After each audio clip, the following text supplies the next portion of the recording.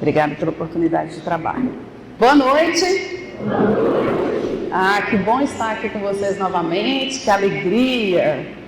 Bom, o seu Antônio pediu para eu falar aqui do meu currículo, mas eu não vou falar não, né? Não vou falar não, porque basta vocês conhecerem aqui a palavra de Deus que eu vou trazer hoje. Basta vocês conhecerem a sabedoria dos Espíritos que eu vou trazer aqui hoje. Então, que através de mim, que eu seja ferramenta da palavra de Deus, que eu seja ferramenta aqui dos dons do Espírito Santo para trazer amor, paz, alegria aos corações de todos vocês aqui hoje. E é isso que eu desejo neste dia de hoje, nessa noite de hoje. Tá bom? Então, vamos juntos. Autodescobrimento, uma busca interior. Alguns de vocês aqui já me conhecem e sabem que eu gostaria muito que todos aqui procurassem estudar um pouquinho mais, entender um pouquinho mais sobre o Evangelho de Cristo, sobre a passagem de Cristo aqui na Terra, o que Cristo veio nos dizer, qual que é a principal mensagem de Cristo para nós. E para isso eu sempre trago em todas as minhas palestras um texto bíblico que penso que para todos nós cristãos seja a primeira base do nosso sustento espiritual, a Bíblia Sagrada.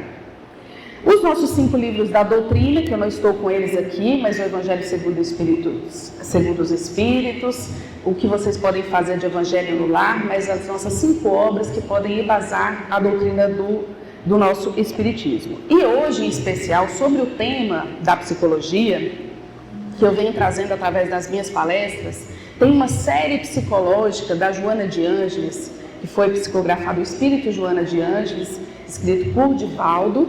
Essa série psicológica tem 16 livros que a Joana de Ângeles trouxe ensinamentos a respeito da psicologia, à luz da psicologia humana, da ciência da psicologia, mas também do Espiritismo. A nossa palestra de hoje, eu me embasei na Bíblia, no Evangelho segundo o Espiritismo, e no livro Autodescobrimento, que é esse livro aqui também da Joana. Indico a leitura para quem está na busca de autoconhecimento, mas também quer entender um pouco mais do autoconhecimento à luz do Espiritismo e da psicologia.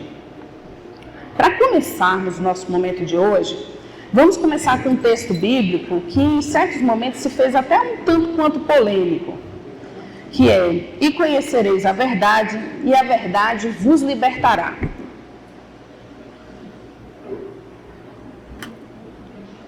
Obrigada. Esse texto está lá no Evangelho de João, capítulo 8, versículo 32. Esse texto ele é dito em diversos contextos, né?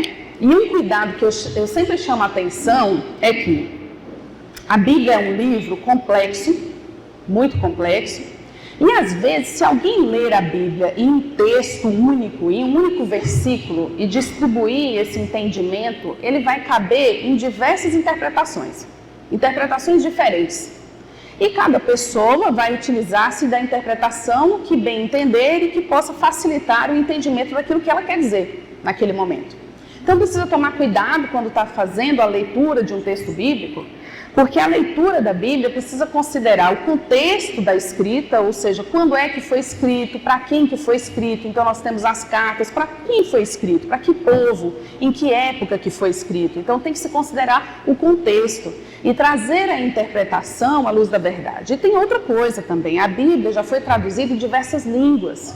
Então muitas vezes um texto que tem uma determinada palavra, na escrita original, aquela palavra tinha outro significado, do significado que é dado em diferentes línguas que se lê. Então, a leitura da Bíblia, ela tem que ser primeiro colocada-se à luz. Quando você vai ler a Bíblia, você pede conselhos, você pede para os espíritos que estejam de luz próximos a você, para te auxiliarem naquele momento, para que você tenha sabedoria e para que você consiga construir um conhecimento legítimo, pautado nessa verdade. E conhecereis a verdade, e a verdade vos libertará. Então, para começar um pouquinho dessa forma como eu estou explicando, vamos começar a entender essa única frase: conhecereis a verdade, e a verdade vos libertará.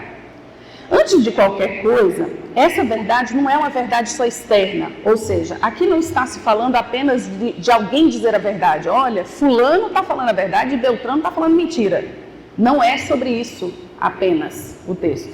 O texto está se referindo a uma verdade interior, a uma verdade de alma, a uma verdade espiritual. Então, o primeiro ponto é entender que essa verdade interior é quem você verdadeiramente é e o que você verdadeiramente é. Então, não é só sobre o que você diz da boca para fora, mas é sobre quem você é, os seus verdadeiros pensamentos, os seus verdadeiros sentimentos. Quando você começa a entender que quando Jesus diz, conhecereis a verdade vos libertará, não está se falando só de palavras faladas, mas está se falando do seu interior, da sua verdade, do seu eu interior, aí você começa a entender que isso é muito mais profundo do que simplesmente dizer palavras que sejam verdade. É algo mais profundo que tem a ver com a sua alma. Quando Jesus fala aqui em verdade, ele está falando em libertação da sua alma, libertação do seu espírito. Quando você se conecta com a sua verdade, a sua alma se liberta, o seu espírito se liberta. É algo muito mais profundo. Essa verdade aqui é uma verdade que ela desmonta as correntes que te aprisionam, corrente de medo, de culpa, de dor, de angústia, de ilusões, de medo, de fantasias. É sobre essa verdade. É tanto uma verdade interior que às vezes você vive uma vida baseada em uma ilusão.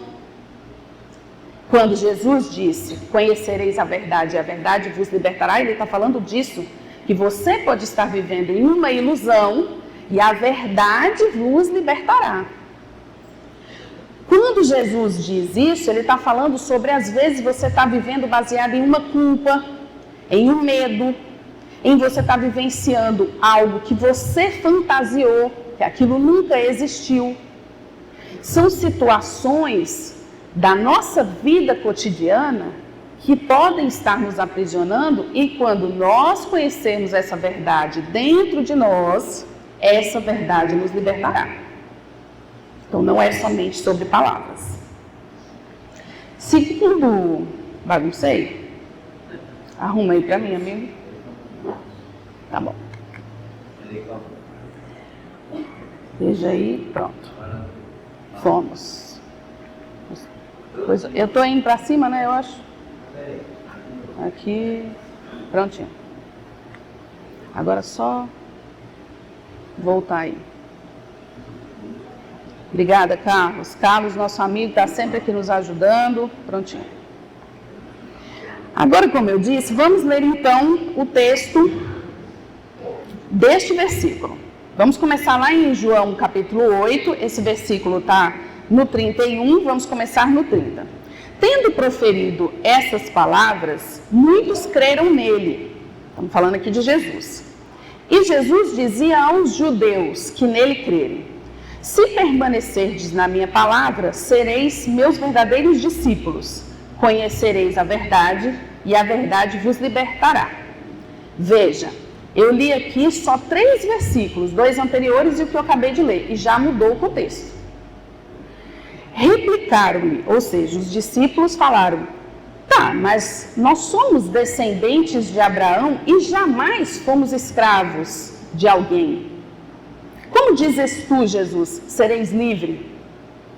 E Jesus respondeu: em verdade vos digo, todo homem que se entrega ao pecado é seu escravo. Eu vou parar por aqui porque vocês sabem que é grande. Mas por que eu trouxe isso aqui? Para começarmos a entender e aprofundar um pouco mais o estudo da Bíblia, considerando o antes e o depois do contexto. Mas eu vou um pouco mais além. Quando que foi escrito o Evangelho de João?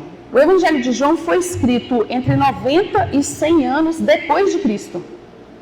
Veja bem, esse Evangelho foi escrito entre 90 e 100 anos depois de Cristo. Porque depois da crucificação de Cristo, os cristãos foram perseguidos. Então, eles não podiam ficar sentados escrevendo assim calmamente, né? Eles não podiam ficar proferindo a fé calmamente. Então, eles foram perseguidos, a maioria aqui deve conhecer um pouquinho, se não conhecer, conhece depois, porque não vai dar tempo de eu falar tudo. Esse povo era perseguido. E por isso, esse evangelho aqui específico, ele foi escrito 90 a 100 anos depois de Cristo. Então, muitas águas rolaram. Até aí, compreendam o contexto da escrita. Quando Jesus está dizendo aqui sobre serem libertados, e os discípulos dizem, mas nós não somos escravos, por que isso aconteceu? Porque esse povo estava sob o domínio do Império Romano. Eles estavam sob o domínio do Império Romano, mas eles acreditavam que por seguir a Cristo, eles faziam parte do povo prometido. Logo, não eram mais escravos. Eles estavam dizendo assim, mas Jesus, nós já somos livres. Nós não somos escravos. E por que eles estavam dizendo isso? Porque tinha a promessa da vinda de Cristo. Eles pensaram logo, já que Cristo já veio e nós fazemos parte do povo dele, somos o povo livre. E aí Jesus vem complementando, mais uma vez, ensinando a eles. Quando Jesus diz, em verdade vos digo, que todo homem que se entrega ao pecado é seu escravo. E daqui, dessa palavra pecado, há que se considerar também que a tradução no grego, amatia, significa errar o alvo. Olha a diferença.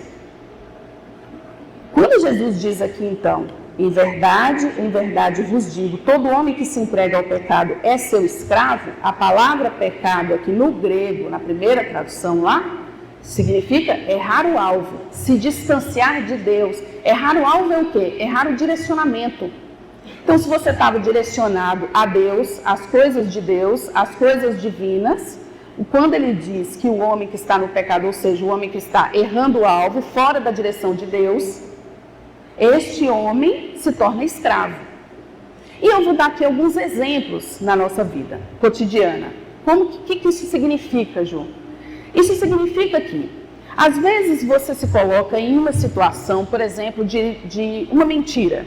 Né? Você se coloca em uma situação aqui de traição conjugal, por exemplo. Você começa uma traição conjugal e você fica escravo daquilo.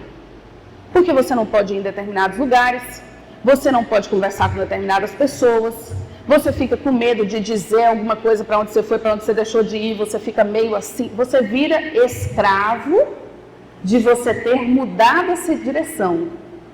Porque aquela traição, você errou o alvo. Se você estava direcionado às coisas de Deus, fazendo aquilo, você está fora da direção das coisas de Deus. Logo, você está se tornando escravo da sua própria escolha. Uma outra coisa, às vezes você está num ambiente, coisas cotidianas da vida, isso acontece o tempo todo. Você está lá no seu local de trabalho, convivendo com as pessoas no seu local de trabalho, e aí por algum motivo você compra um carro e não quer que as pessoas fiquem sabendo. Porque você acha que as pessoas podem ter inveja, que as pessoas podem olhar para você diferente, ou as pessoas podem não querer mais a sua companhia. Você cria uma ilusão em torno disso, só que você fica escravo disso, porque você não pode ir no mesmo horário das outras pessoas para o estacionamento, porque você tem que sustentar aquilo que você disse.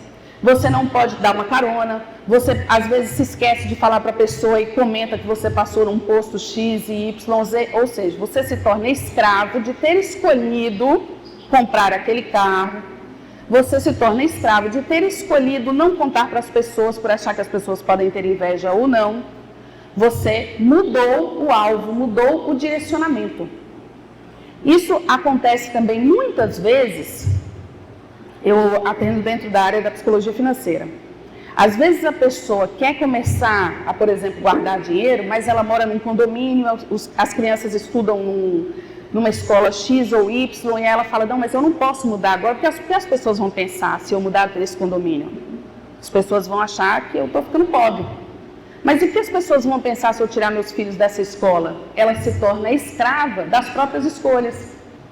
Depois tem dificuldade em mudar o padrão de vida, em mudar suas escolhas, porque ela constrói uma narrativa e depois tem dificuldade de sustentar. Mas porque aquilo que ela escolheu não está necessariamente no direcionamento das coisas de Deus, daquilo que é divino. Essa verdade vos libertará é que quando você se sente livre, as suas escolhas são escolhas que tornam você um homem livre e uma mulher livre, é que você não precisa ficar preso a nenhuma narrativa. Você não precisa ficar preso a nenhuma história. Você é um homem livre e uma mulher livre, porque a sua própria verdade, a verdade que você vive, a pessoa que você é, as coisas que você constrói com a sua verdade, tornam você um homem livre e tornam você uma mulher livre. É sobre isso que Jesus está falando aqui. Então, quando Jesus disse para eles, eu não estou falando sobre vocês serem escravos de um povo, esse povo ou aquele povo. Estou falando sobre vocês serem escravos de vocês mesmos. É isso que esse texto quer dizer, e aqui vamos construindo um processo de autoconhecimento. A tudo que nós somos escravos baseados nas nossas escolhas, por que será que escolhemos? O autoconhecimento nos leva para esse lugar de qual é a minha verdade, qual é a minha conexão com Deus que vive em mim, com a verdade divina que vive em mim, com o amor de Deus que eu tenho em mim. Eu estou vivendo essa verdade todos os dias da minha vida? Então ficou aqui para nós, desse breve contexto aqui, número 1, analisar o contexto da escrita bíblica, do texto bíblico. Então falamos aqui do contexto inclusive da história. Analisar em alguns momentos alguma palavra que uma tradução pode levar a interpretações diferentes. Analisar principalmente que tudo que Jesus disse tinha algo que afeta a sua alma e o seu espírito. Nunca algo que é para os outros. Toda a Bíblia, o Novo Testamento, toda a passagem de Jesus aqui, tudo que Jesus disse, cada palavra é para entrar no nosso coração. Então nós temos que ler a Bíblia, especialmente o Novo Testamento, todas as passagens de Jesus, pensando assim, o que Jesus quer dizer para mim? Para que eu possa aplicar na minha vida aqui e agora.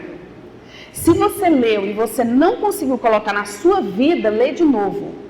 Aí lê de novo, coloca alguma coisa lá no YouTube, interpretação, me chama, né? Eu estou sempre aqui, quase toda segunda-feira, me pergunta, manda lá no meu Instagram. Vamos construindo esse conhecimento da verdade que nos libertará.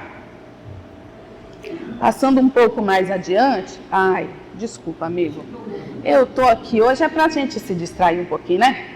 É para tá, beleza, não tem problema nenhum, vamos seguir. Vai mudando aí. Vai ser pra gente. Vamos então recapitular autodescobrimento. Aqui o que acabamos de falar. Pronto. Chegamos. Agora que entendemos o contexto e a escrita do texto bíblico, vamos passar ao sentido espiritual desse texto. A verdade vos libertará. O sentido espiritual e também simbólico, porque essa palavra verdade ela é carregada de um símbolo. A verdade que Jesus está falando aqui não é apenas doutrinária, ou seja, não é uma verdade para religiões.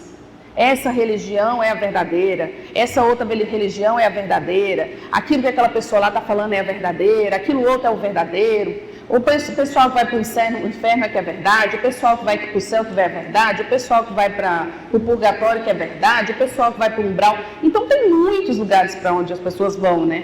Cada um vai por uma crença daquilo que é verdade, mas não é disso que Jesus está falando aqui. Jesus aqui não está falando sobre verdade doutrinária, Jesus está falando sobre verdade experiencial. O que é uma verdade experiencial? É a experiência que você vive com Deus e ela é única. A experiência que eu vivo com Deus, só eu tenho. Só eu. Quando você está vivendo a sua dificuldade, você ajoelha no chão e faz uma oração, só você sente o que você está sentindo. Ou seja, essa verdade com Deus é só sua. Não tem como nem você contar para alguém. Você vai contar para alguém e dizer assim, olha, eu estava vivendo um acidente de carro e eu vi uma luz e eu senti Deus, ninguém vai entender. Essa é a verdade experiencial. Você viveu uma experiência de conexão profunda com Deus. Então só você conhece essa verdade. Essa experiência que você teve com Deus. Essa experiência que você vivenciou com Deus, com Jesus. Essa é uma revelação interior de como você pode abraçar um tiquinho do amor de Deus.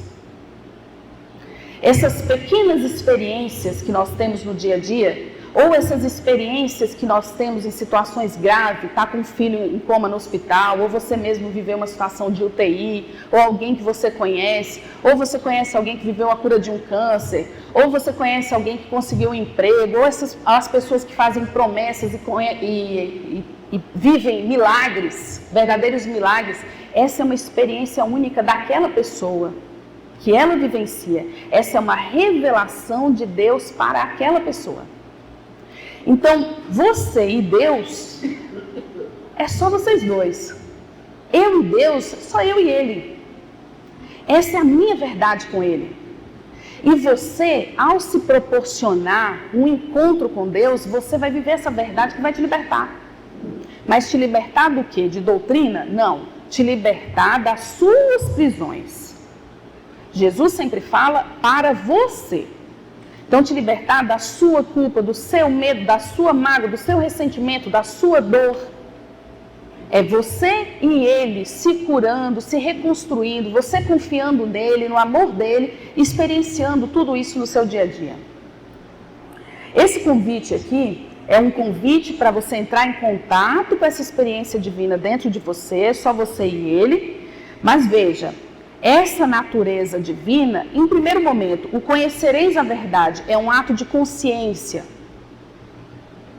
O que é ser um ato de consciência? Nós temos a nossa psique, nós temos uma parte consciência, uma parte subconsciente, uma parte inconsciente. Uma parte que você não vai se lembrar, está lá no seu inconsciente, não é para você se lembrar, tem o véu do esquecimento mesmo, lá guarda situações mil profundas, não precisa. O subconsciente vai se revelando aos poucos, mediante suas experiências, ou não, depende do quanto você se abre. E a consciência, que é uma pequena parte, que é aquilo que você sabe que está vivendo. Então, eu vou dar um exemplo simples aqui. Nós estamos aqui todos, graças a Deus, todo mundo conseguiu chegar aqui, está todo mundo sentadinho, tranquilo. Então, acredito que a maioria aqui consegue estar com o intestino funcionando, o que nos torna muito parecidos, uns com os outros. Então, todo mundo está com o intestino funcionando, mas só que ninguém está pensando aqui, meu intestino está funcionando agora, meu coração está batendo agora, eu estou respirando agora. Respira. Você não está. Por quê? Isso está funcionando sem que você esteja consciente desse funcionamento aqui e agora, mas está funcionando. Então, o seu inconsciente, o seu subconsciente, tal qual são os seus órgãos que funcionam sem que você mande esse comando. Agora, se você quiser levantar daí, você vai ter que dar um comando mental. Você vai ter que pensar, quero levantar, olha para os lados, vou atrapalhar alguém ou não vou atrapalhar alguém, os educados, Os educados. Aí me levanto calmamente, isso é consciente. Você manda uma ordem para o seu cérebro de forma consciente de que você quer fazer aquilo. Quando eu falo aqui que Jesus, quando disse conhecereis a verdade, isso é um ato de consciência, é que Jesus está querendo fazer o quê? Que você tenha essa consciência de dar este comando de conhecer a verdade. Ou seja, isso não vai vir de mágica. O conhecimento da verdade, que o encontro íntimo que você vai ter com Deus, não vai vir assim, estava dormindo e conheci a verdade. Nossa, estou aqui andando com os passarinhos e cantando e conheci a verdade. Não. Isso tem que ser um ato seu, de sua vontade, da sua consciência, um comando mental seu. Eu quero viver a verdade de Cristo na minha vida. Eu quero viver essa verdade de me libertar dos padrões que estão me aprisionando, dessas coisas que tem na minha vida que não estão fazendo bem para mim, não estão fazendo bem para minha família ou para o contexto que eu vivo. E um outro ponto, e a verdade vos libertará, é que esse é o efeito do autoconhecimento. Aí sim é algo mais automático. No sentido de que, se eu conheço a verdade, eu tenho consciência daquela verdade, logo eu vou me libertar. Vou dar um exemplo. Se eu tenho consciência de que, se eu sou uma pessoa diabética e tenho consciência de que o açúcar pode me matar, eu não vou mais comer açúcar.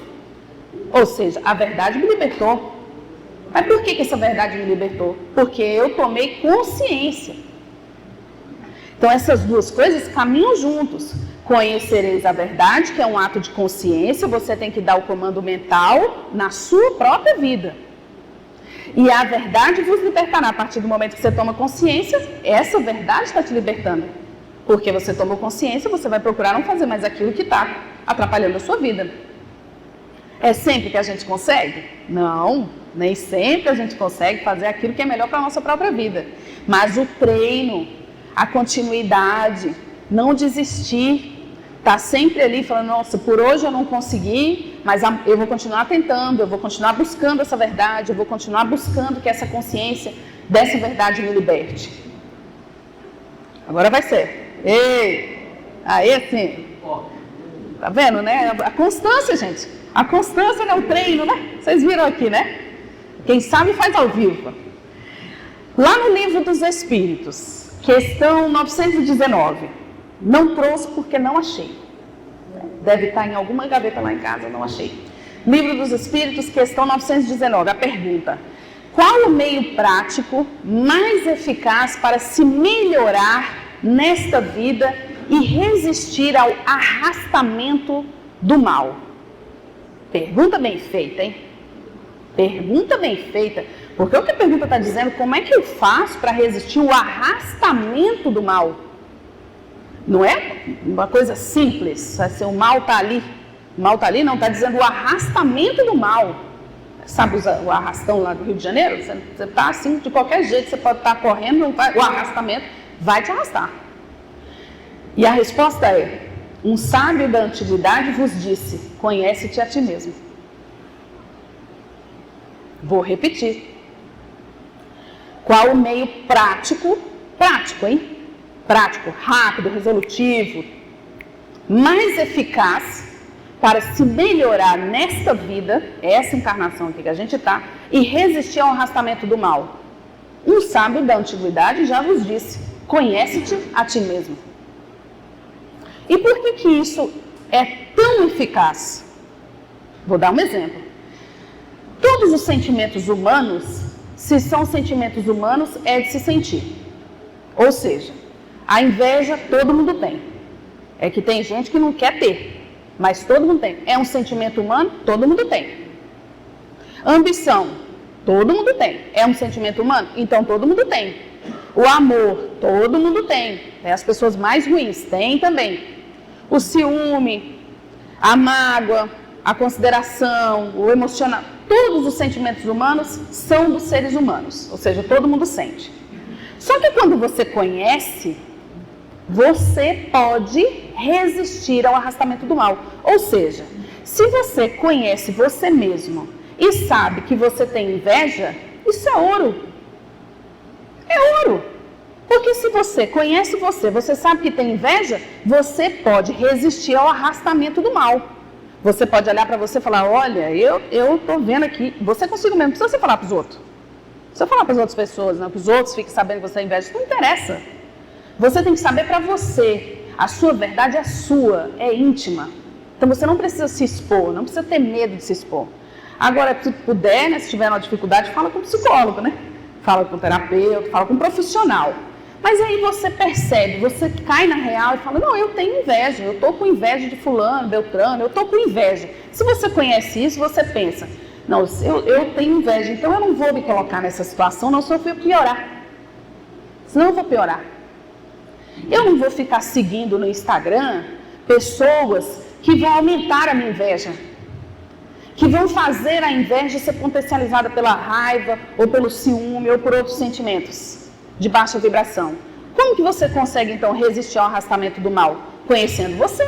Se você está se conhecendo e sabe que você tem inveja, você não se coloca nas situações que você tem. Porque esses sentimentos de baixa vibração e baixa frequência que todo mundo tem, depende do quanto você alimenta, é igual a qualquer outro tipo de vício.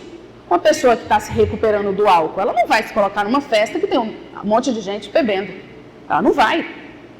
É a mesma coisa quando você se conhece, você consegue resistir ao arrastamento do mal.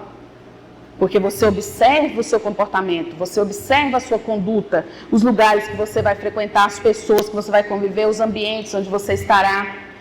E lá no Livro dos Espíritos ainda, na questão 919A, Compreendemos toda a sabedoria dessa máxima, mas a dificuldade está precisamente em se conhecer a si próprio. Qual é o meio de chegar a isso? O Livro dos Espíritos é tão fantástico, gente, que as perguntas são tão nossas, né? Vocês já perceberam? Isso aqui é a minha cara perguntar isso. É a minha cara, falar assim, meu filho, você está falando que se conhece, eu quero é ver como é que eu faço. Está falando que quer conhecer a si mesmo, mas como é que se conhece? É isso, mas como se chegar a isso? A resposta é, o conhecimento de si mesmo é, portanto, a chave do melhoramento individual. Se eu estivesse lá, ia falar, tá bom, não resolveu nada, complicou minha situação, porque de qualquer maneira eu vou ter que abraçar essa causa e entrar no meu modo de me conhecer. Não tem para onde correr. Não tem para onde correr. É você se conhecer. Mas é bom, porque assim, ainda bem que não está falando para conhecer o outro, né? Ainda bem que sou eu com eu mesmo. É o meu autoconhecimento. O meu autoconhecimento é a chave do meu melhoramento. Ou seja, eu sou a resposta dos meus problemas. Dola a quem dola.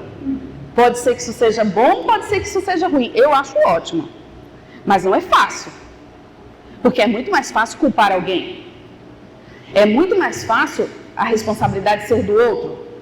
Então, um filho que tira nota baixa na escola, é muito mais fácil para ele dizer que a mãe não ajudou a fazer tarefa, que a escola não é boa, que os livros não eram bons, que os livros estavam com letra apagada. É muito mais fácil isso do que aquele aluno dizer, não foi eu que não estudei, foi eu que não quis fazer a mesma coisa nossa. É muito mais fácil para nós dizer que nós não nos melhoramos dia após dia do ponto de vista espiritual e humano porque o mundo está ruim. As pessoas que estão ao nosso lado não são legais. As coisas que nós temos não são boas. Nós não temos coisas suficientes. É muito mais fácil fazer isso. Mas as respostas são claras. O caminho para se melhorar é o autoconhecimento. É você com você mesmo. O seu interior. A sua conexão com o seu próprio eu. Lá em Coríntios, na segunda carta a Coríntios, capítulo 13, versículo 5, nós temos: examinai-vos a vós mesmos.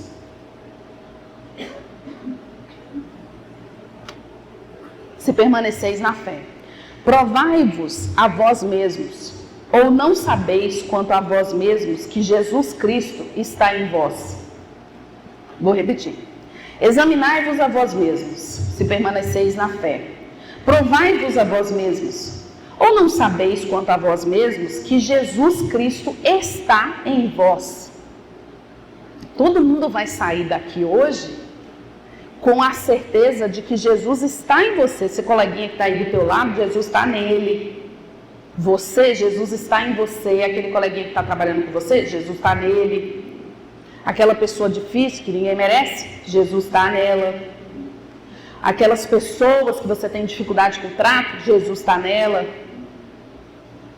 Porque esse texto aqui não é só para aquele povo, é para todos nós. Porque, como eu disse, tudo aquilo que Jesus diz, ele diz para nós, não é para outro.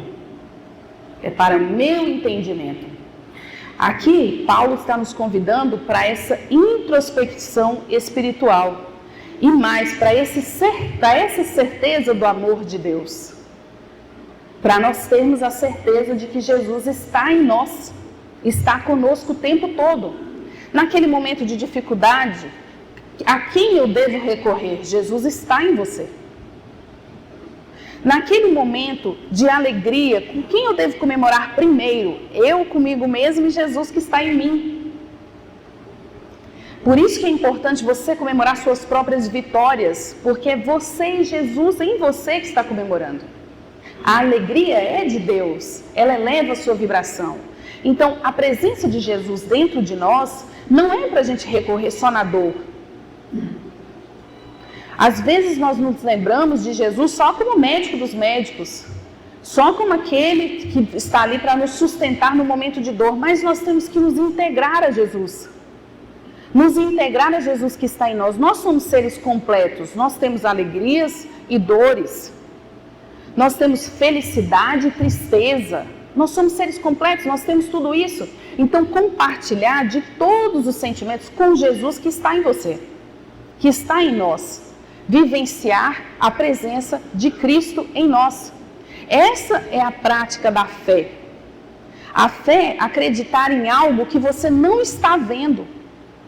Aqui você ter a certeza de que você não está vendo, mas Cristo está em você. Faz parte do seu ser.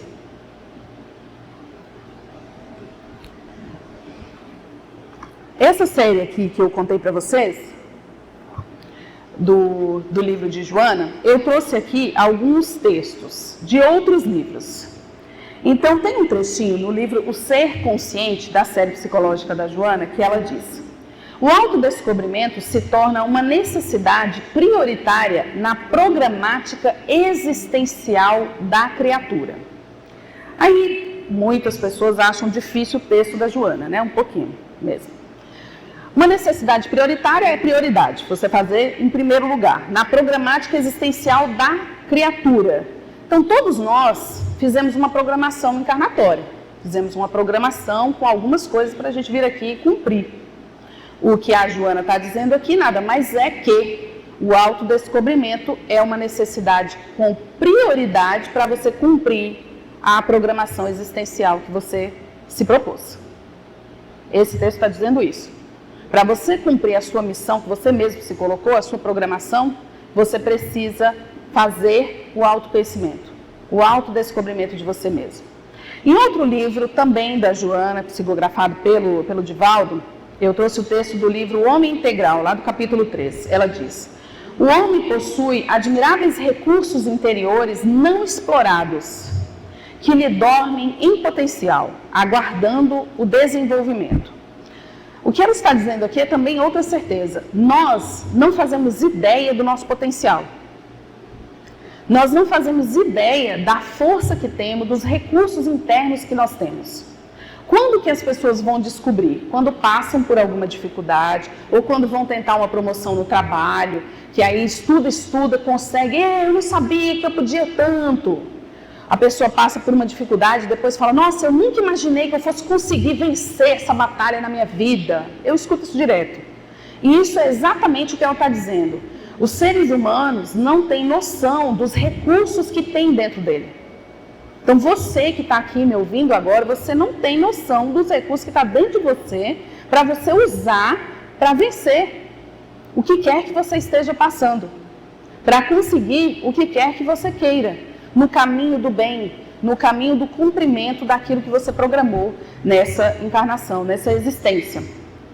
E ela diz, aguardando o desenvolvimento, aguardando você fazer o autoconhecimento, o autodescobrimento, para desenvolver esse potencial que está aí, dentro de você já, guardadinho.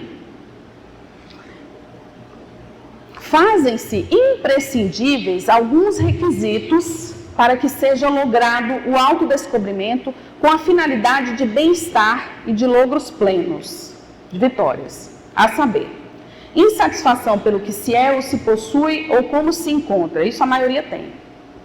Desejo sincero de mudança, isso pouca gente tem, né? Porque acontece muito da pessoa estar insatisfeita com o que tem, mas não querer mudar para conquistar outra coisa. A pessoa está insatisfeita com quem ela é, com o comportamento dela, mas não quer mudar para ter outro comportamento, para ter outra situação de vida. Persistência no tentame, que é isso aqui que a gente até viu aqui hoje, estou usando esse negocinho aqui, um exemplo bem simples, mas persistindo, né?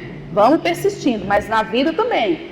Persistir naquilo que você quer desenvolver, no recurso que você quer desenvolver. Não é fácil, não é mesmo. Parece que fica fácil quando a gente está falando aqui no microfone. Eu sei. Não é. Na minha vida também não é. Pelo contrário. Disposição para aceitar-se e vencer-se. Esse aqui, num processo terapêutico, eu falo que boa parte do processo de terapia, de qualquer situação, é a aceitação. A pessoa aceitar o que está acontecendo para poder vencer. Então, muitas vezes a pessoa fica presa numa situação porque ela não aceitou Ela não aceita que aquilo aconteceu na vida dela, ela não aceita. Então, vou dar aqui um exemplo muito doloroso, mas é um exemplo muito cotidiano, o luto. A pessoa, às vezes, o luto tem fases do luto, todo mundo vai ficar triste com o luto, é humano, é isso mesmo. Vai ficar muito triste, vai ter fases de revolta, vai ter fases... O luto tem 7 fases. Enfim, não vou falar agora, porque senão vai demorar. Mas o luto tem suas fases. E é saudável que as pessoas vivenciem as fases do luto. Mas, às vezes, a pessoa fica 5, 10 anos no luto, né, vivendo aquilo. E ela chega no consultório, a primeira coisa que eu falo, e aí a pessoa morreu. A pessoa não aceitou ainda que a pessoa morreu. Então, fica difícil ela passar pelas fases do luto mesmo, porque ela não está passando as fases, ela ainda está na primeira, que é a pessoa morreu. Aceitar. A aceitação é o primeiro passo para vencer qualquer coisa. Então, disposição para aceitar-se.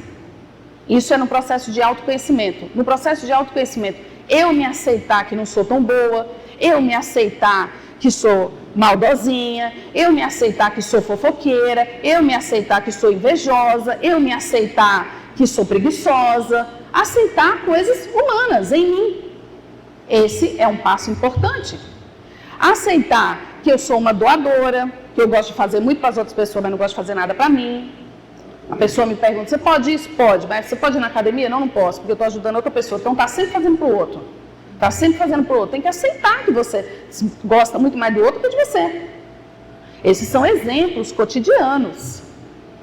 Capacidade para crescer emocionalmente. Você querer crescer aumenta a sua capacidade de crescer emocionalmente.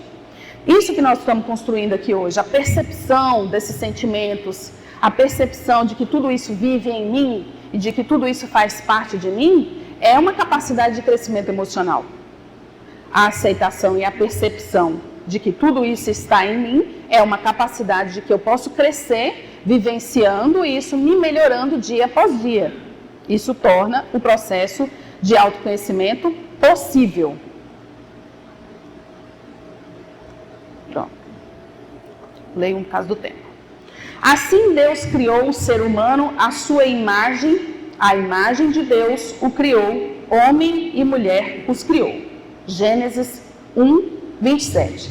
Assim Deus criou o ser humano à sua imagem, a imagem de Deus o criou, homem e mulher os criou. Eu acho interessante esse texto, porque esse texto praticamente assim, ele tira todas as dúvidas, né? Quando ele diz, assim criou o ser humano à sua imagem. Aí alguém pode dizer assim, o ser humano, não sou eu não, né? Ou eu sou homem, não sou eu, ou eu sou mulher, não sou eu. Aí ele vem e diz, a imagem de Deus o criou, no singular, o criou. Aí alguém poderia dizer, o criou, então é só o homem, né? Porque está o singular, o artigo o, então, aí ele vem e diz, homem e mulher os criou. Então é um texto que dirime todas as dúvidas, está falando de você sim, está falando de mim sim, está falando aqui de nós todos. Assim, quando nós percebemos que nós somos criados à imagem de Deus, isso nos torna seres únicos. Não tem ninguém igual a você, você já deve ter percebido isso. Não tem ninguém igual a você. Nós somos seres únicos e por sermos únicos é que somos especiais. Não que você seja a última bolacha do pacote e que você seja essa pessoa especial neste sentido. Você é especial por você ser único. Só por isso, por você ser único. Não porque você é melhor do que o outro. Isso não é o especial que o texto está se referindo. Mas é por você ser único. Então, a forma como eu falo com você é diferente da forma como eu falo com você. Tem que ser diferente da forma como eu falo com você. Porque você é uma pessoa única que tem uma compreensão e uma interpretação. Você é outra e você é outra. E assim, por sermos pessoas únicas, nós precisamos compreender como é que Deus é imenso, infinito e potente, que se faz presente em todos nós. Somos criaturas únicas e Deus se faz presente em todos nós, em todas as nossas especificidades, em todas as nossas diferenças. E saber disso tem que ser útil para nós cultivarmos uma autoestima, para nós cultivarmos união, para nós cultivarmos cooperação, para nós cultivarmos um potencial ilimitado de presença de Deus. Veja bem, se todos nós que estamos aqui temos Deus em nós, olha a potência de Deus que tem aqui agora. Já pararam para pensar nisso?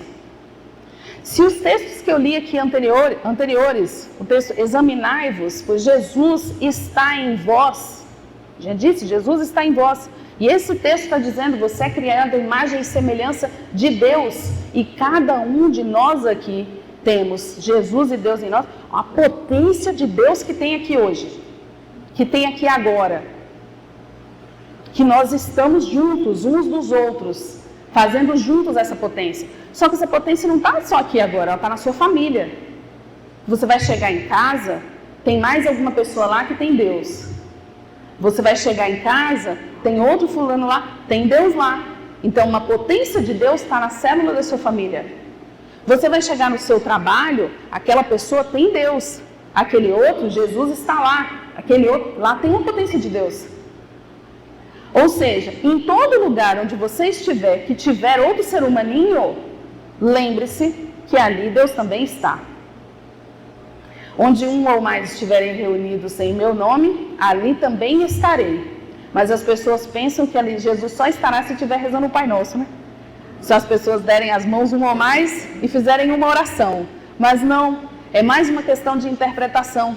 Estiverem reunidos em meu nome, por quê? O nome dele já está em você. Se você se reunir em dois, é lógico que ele estará. Porque ele já está em você e o outro que está com você. Então não precisa você se reunir só para orar, que só na oração ou pegar da mão falando de Deus, Deus estará lá. Ele já está em você. All time, o tempo todo. Que vocês saiam daqui hoje com todas essas certezas de amor infinito, com Deus dentro de você pulsando alegria, vivenciando essa linda história de amor que eu contei aqui para vocês hoje, porque eu não sei se vocês perceberam, mas isso tudo que nós construímos aqui hoje é uma linda história de amor que Jesus veio nos contar e todos esses ensinamentos nos dizer que isso está dentro de nós. Então você vai sair daqui hoje com toda essa potência de Deus, com todo esse amor, e eu desejo que durante toda essa semana, hoje é segunda, né? Que durante toda essa semana e por toda a vida, você exale essa potência de Deus. Você faça isso aparecer na sua vida e na vida das pessoas que estejam com você. E muito obrigada pela atenção que vocês me dedicaram hoje e pela oportunidade de trabalho. Muito obrigada por esse momento.